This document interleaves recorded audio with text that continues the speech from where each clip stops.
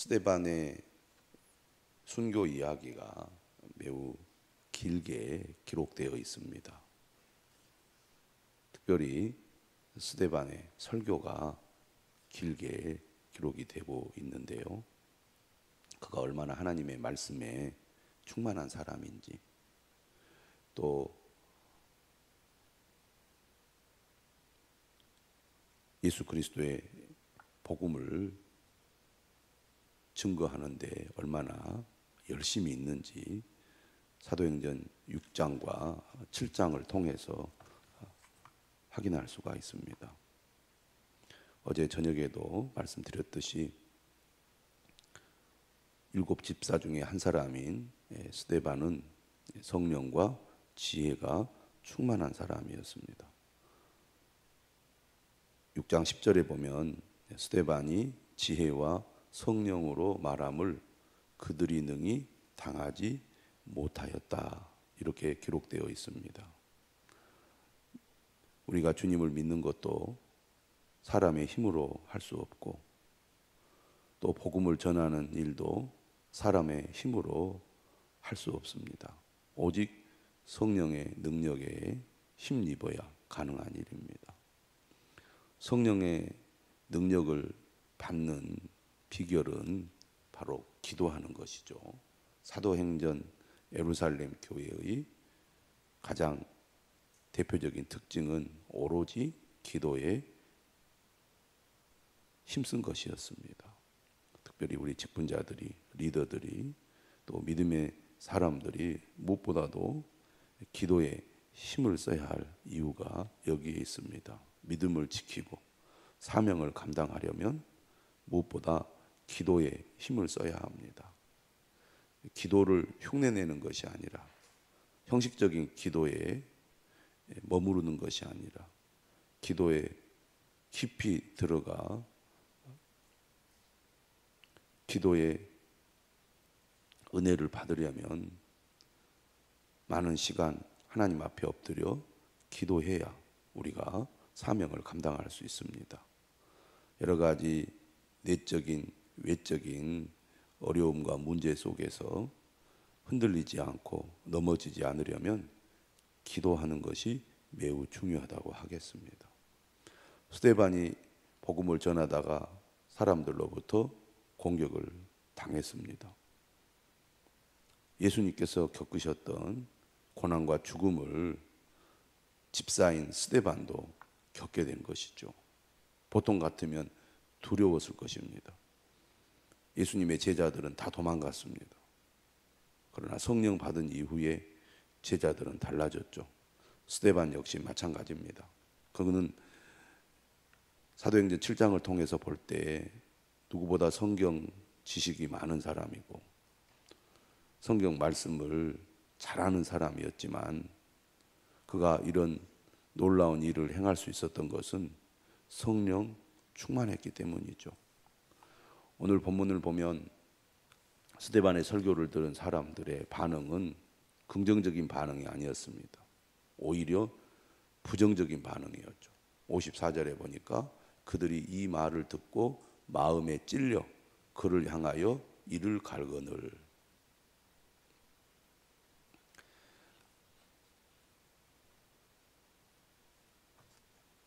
사도행전 3장에 보면 2장이죠. 2장 37절에 보면 베드로가 설교할 때 사람들이 마음에 찔렸다고 되어 있습니다. 형제들아 우리가 어찌할꼬 하면서 마음에 찔렸는데, 이 사람들은 베드로의 설교를 듣고 마음이 변한 겁니다. 회개의 역사가 일어난 거죠. 긍정적인 반응입니다. 그런데 오늘 본문 7장 54절에 마음에 찔려라는 반응은 부정적인 반응이죠. 매일 성경에도 설명에 나와 있듯이 격분했던 겁니다. 그래서 스데반을 향하여 이를 갈았다고 되어 있어요. 살기가 등등합니다. 우리가 사도행전 후반부에 보면 유대인들이 바울을 죽이기 위해서 예루살렘으로 유인하려고 하지 않습니까? 여러 차례 악한 마음을 가지고 하나님의 사람들을 죽이려는 시도가 유대인들에게 있어 왔습니다. 스데반도 마찬가지죠. 그럼에도 불구하고 스데반은 어떻습니까? 55절에 보니까 성령 충만하여 하늘을 우러러 주목하여 사람들이 살기등등하여 자신을 향하여 이를 가는 그 모습이 그의 눈에 들어온 것이 아니었습니다. 그는 주변을 바라보고 땅을 바라본 것이 아니라 하늘을 바라본 거죠. 그래서 그가 영의 눈으로 무엇을 봅니까? 하나님의 영광과 및 예수께서 하나님 우편에 서신 것을 보고 예수님께서 하나님 우편에 서 있는 것을 보았습니다.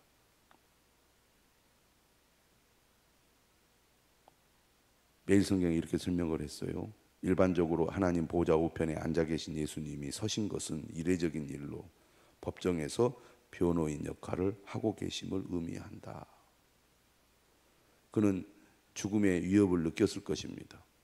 하지만 예수님께서 하나님 우편에 서서 그를 바라보고 있는 것을 보면서 위로를 받고 힘을 얻었을 것입니다. 성령 충만할 때 가능한 일이죠. 스데반이 이렇게 말합니다.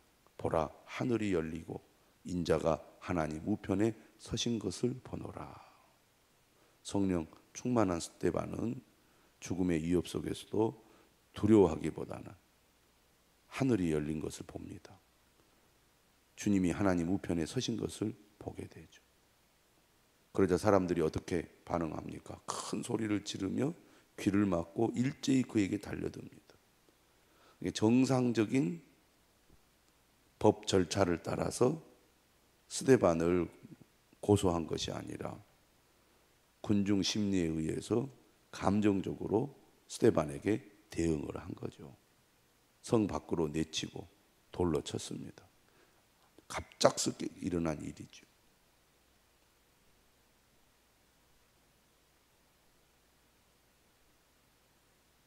순식간에 수많은 사람들에 의해서 스데반은 죽음에 이르게 되는 것입니다. 자, 이때 누가 있었습니까?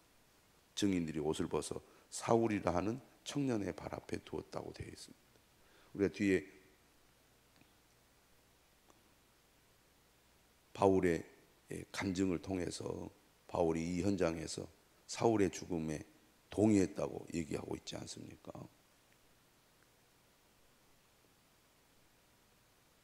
스데반은 이처럼 돌에 맞아 죽어가는 그 순간에도 하나님 앞에 부르짖어 기도하죠. 주 예수여, 내 영혼을 받으시옵소서.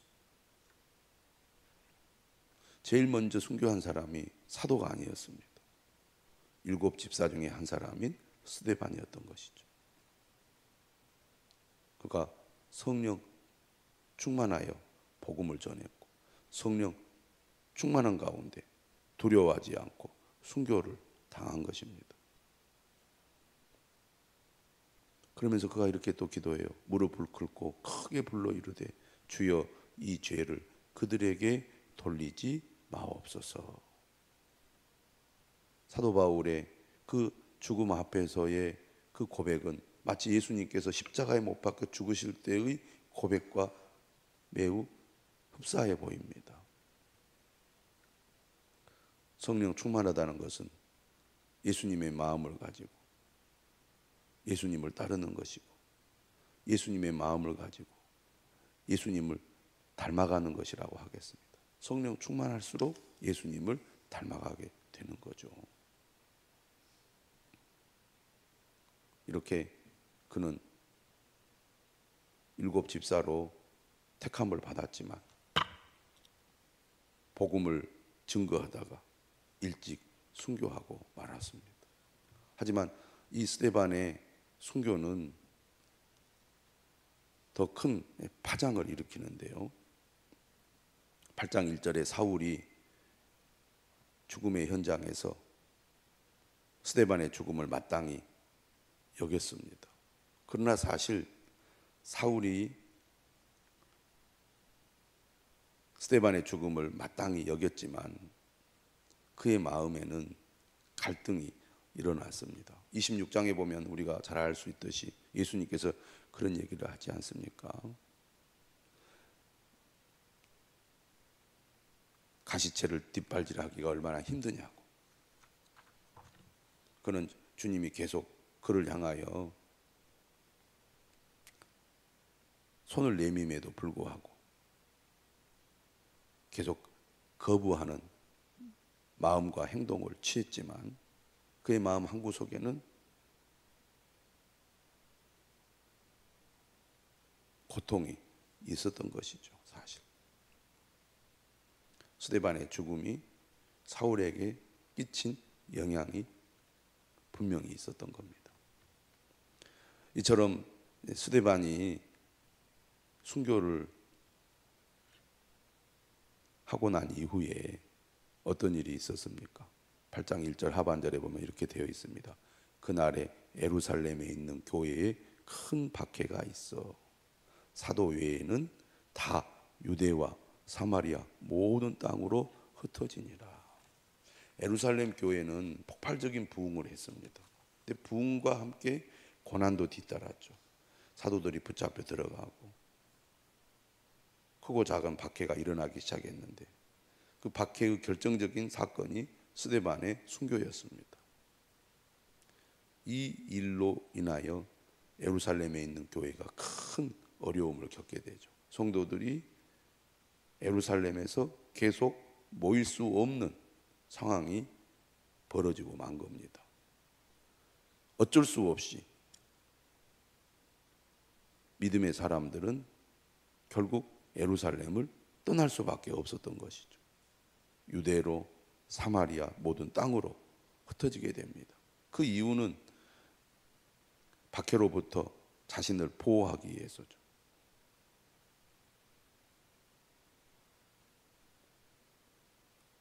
자신의 생명을 또 안전을 보존하기 위하여 흩어질 수밖에 없었던 것입니다. 그만큼 예루살렘에 머물러서 믿음을 지키고 하나님을 예배하는 것이 힘들었기 때문이죠.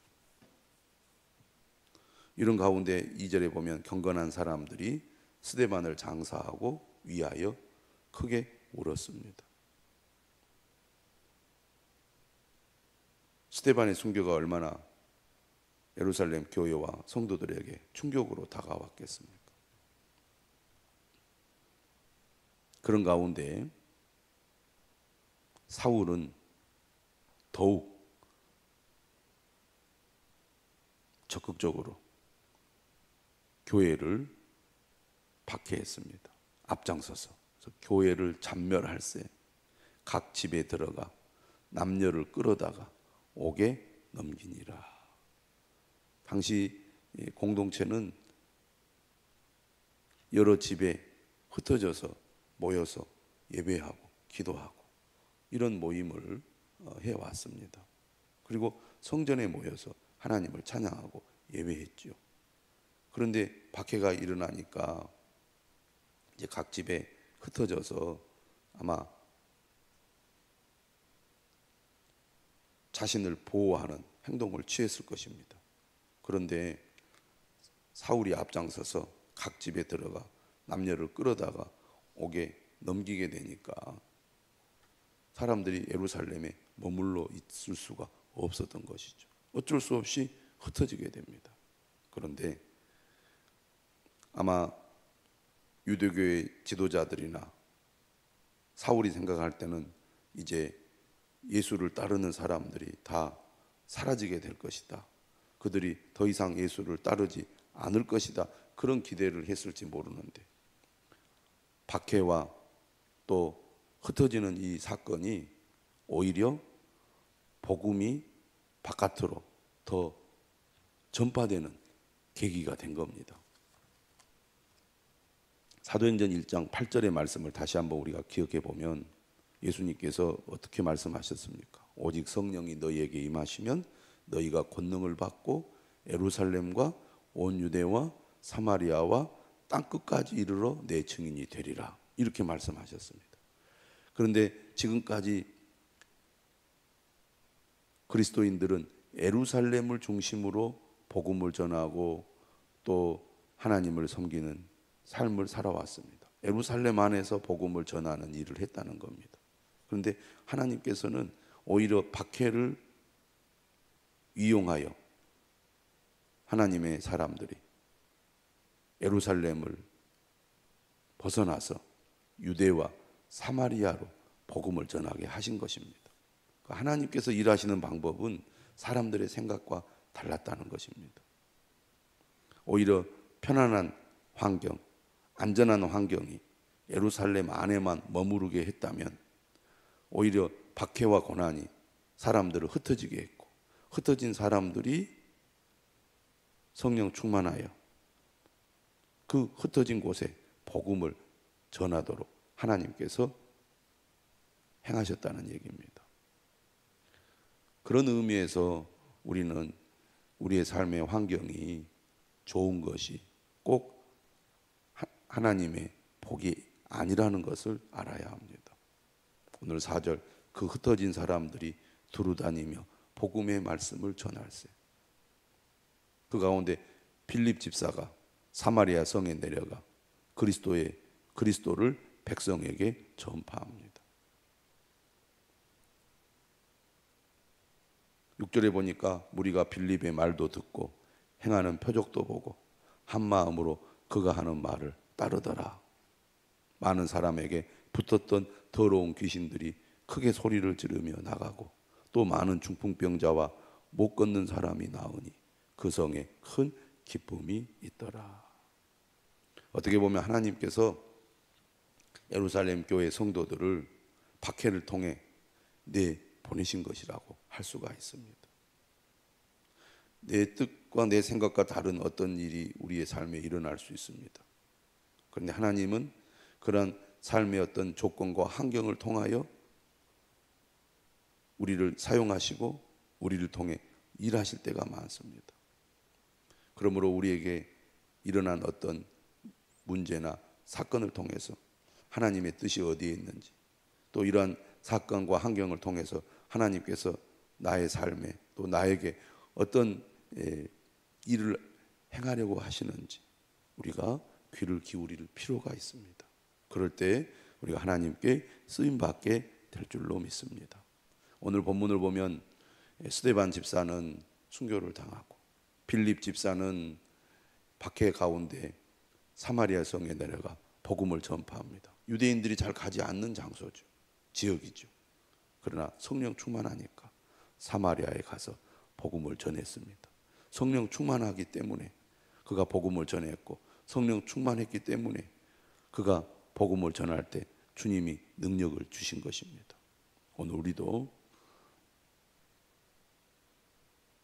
여러 가지 어려운 환경과 또 형편 속에서 하나님의 뜻을 묻고 하나님의 뜻에 순종해야 될 줄로 믿습니다.